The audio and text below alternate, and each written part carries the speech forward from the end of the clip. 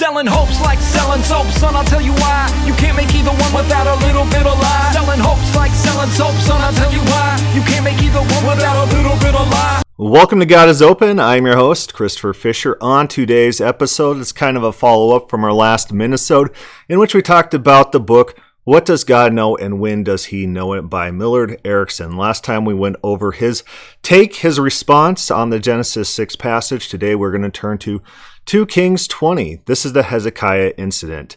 This is set up by Millard Erickson as such. In this passage, King Hezekiah is ill and anticipates dying. He reminds God of his past faithfulness to God, and God decides to increase his life by 15 years. This was a key passage leading Boyd to the open theist position. It seems clearly to represent a change in what God is going to do, because in verse 1, Hezekiah is told to prepare himself since he will not recover from the illness and will die. The original declaration would not have been made if God knew Hezekiah would cry out as he did. Compounding this problem, this is my own commentary, is that you're adding years to someone's life. If their life is forever foreknown since time, eternity, how long they're going to live, all things considered, how do you add? How do you add to that life? You really can't. It turns the whole narrative into, again, a facade, is what we tend to do these passages when we try to systematize them, when we have our systematic theology over somewhere else, and you need to do something with this text, that you're making it like a cat and mouse game. And God's only condescending. God's only trying to teach Hezekiah something through prayer. The famous cry, "Oh, prayer changes us, not God." It's not a biblical concept. Absolutely not. The Bible throughout only has prayer changing God, not us. It's not like, oh, I prayed and now I learned something and I feel better. Nothing like that. Prayer changes God in the Bible. But Millard Erickson has a problem with this passage, and let's see what his counter response is to Boyd's position. Here again, however, a feature of the narrative presents a problem for the open theist position. Bruce Ware in particular points out that Jehovah does not tell Hezekiah that he will extend his life. He is much more specific. His life will be extended by 15 years. Ware says, and this whole passage ends with this Ware quote. So this is Millard Erickson's argument. There's no further Millard Erickson commentary. This is his argument why this is not an open theist text. Bruce Ware writes, "Does it not seem a bit odd that this favorite text of the open theist, which purportedly demonstrates that God does not know the future and so changes his mind when Hezekiah prays, also shows that God knows precisely and exactly how much longer Hezekiah will live? On openness grounds, how could God know this? Over a 15-year time span, the contingencies are staggering. The number of future free will choices made by Hezekiah and by innumerable others that relate to Hezekiah's life and well-being, none of which God knows in the openness view, is enormous." So the open theist says there are serious problems with the classical view in this passage, such that God's adding to someone's life. God says one thing and then does another. These are serious problems that fits the openness view of God changing his mind. What does Bruce Ware do and Millard Erickson by extension? They do a bait and switch. How dare you, sir? Yeah, I said it. No respect for a bait and switch? Give us credit. They do a whataboutism. They're like, well, what about this over here? How about you guys have a couple problems with the text as well? This is not even a very good whataboutism. Like, for example, in open theism, people say, oh, you can never be assured of your salvation. But in their own views, in Calvinism, Matt Slick's daughter, his daughter turned from Calvinism to atheism, all right? So even them, they don't have a surety. Switching to the Calvinist view gains you nothing. Switching to the traditionalist view gains you nothing in the realm of security. So it's a problem both sides have. But in this case, in this passage, what we're dealing with is we point out certain features of the text, such as addition to someone's life. The problem that the original statement that God made would have been a complete lie. And what do? Their whataboutism is, hey, how about this other feature of the text? And you got a problem there too, so we'll just ignore the things you say about the text, and we'll focus on this. You guys have a problem too, without even clearing it with an open theist, without ever saying, Hey, what about these features of the text? What do you think about this? Do you have a response to our argument? They leave our argument hanging, and they introduce a new argument. This is classic whataboutism. And of course, in cases of whataboutism, this is lazy argumentation, it's irrational argumentation. In cases of whataboutism, it takes a lot longer to respond to the whataboutism than it does to actually just neglect the whataboutism. But we're going to do that. We're going to take a look at this. And Bruce Ware, his objection is, those open theists, they can't say that God actually knew. He's adding 15 years to his life, Hezekiah's life. Really? Huh? So let's lay out a list of responses. We'll start with number one, which I think is the most probable. If we could scroll back or forward in this book, there's this Roy guy who's quoted by Millard Erickson, and Roy's big thing is statistics. I found all these verses, and all these verses are against open theism, and it's throughout the whole text, and look at my number of texts. And so I actually got this guy's work, his book, and to see what the heck he's coming up with, where he's getting these numbers from. And number one, guess what the number one proof text that he throws out is, like the first in the list. Like if someone hits you with like 20 different verses, you're not going to turn to all of them. You're going to turn to the first one as a representative sample of how they categorize these verses, how they see these verses.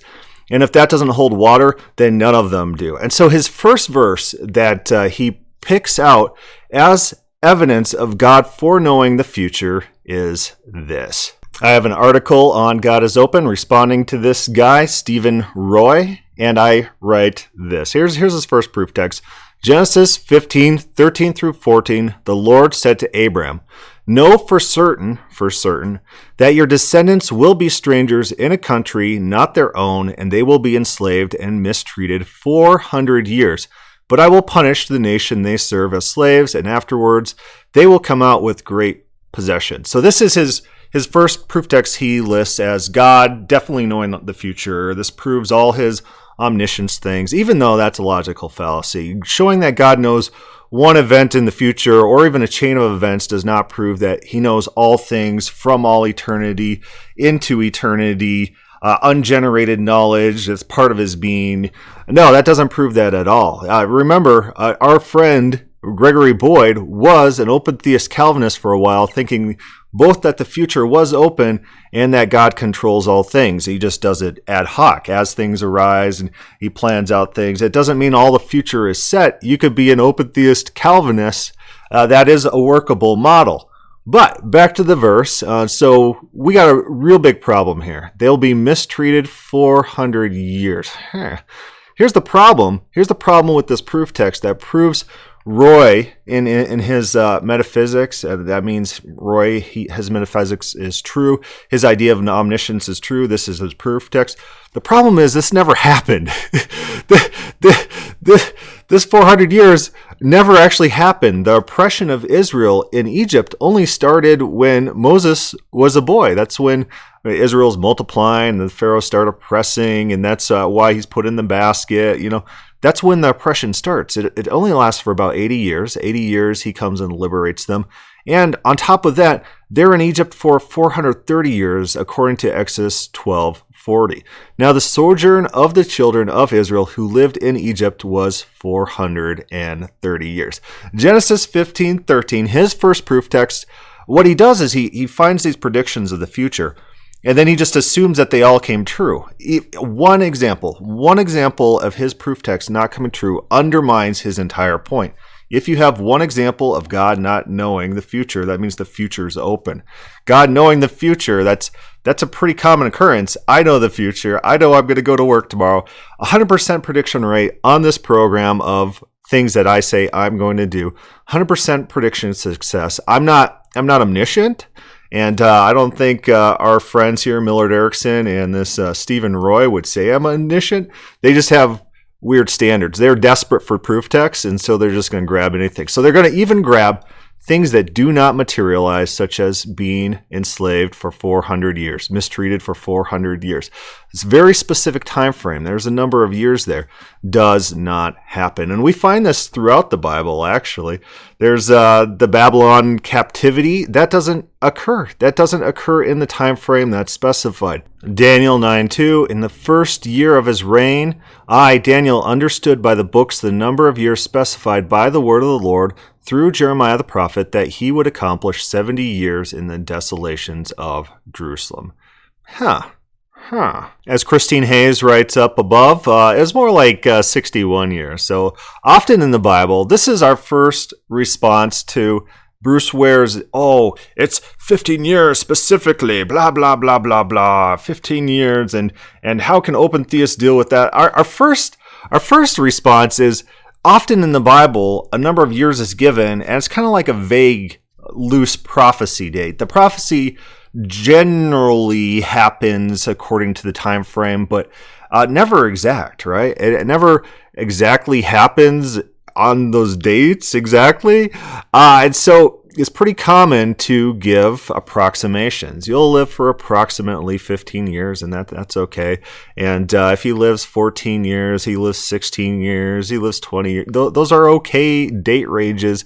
And if Hezekiah did live 16 years, Bruce Ware would find some way to dismiss it, to consider it's like, that fits with my theology. And he'd try to find some sort of way to claim it's 15 years or something like that. You have to count from this point to this point, and this is a year, and this is kind of half a year doesn't count, and the half year at the beginning and the half year at the end does.